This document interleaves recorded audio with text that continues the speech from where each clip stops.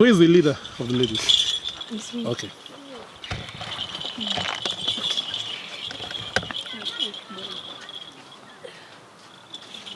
All right. Because what's your name? Aizema Clara. Okay. So, making a I'm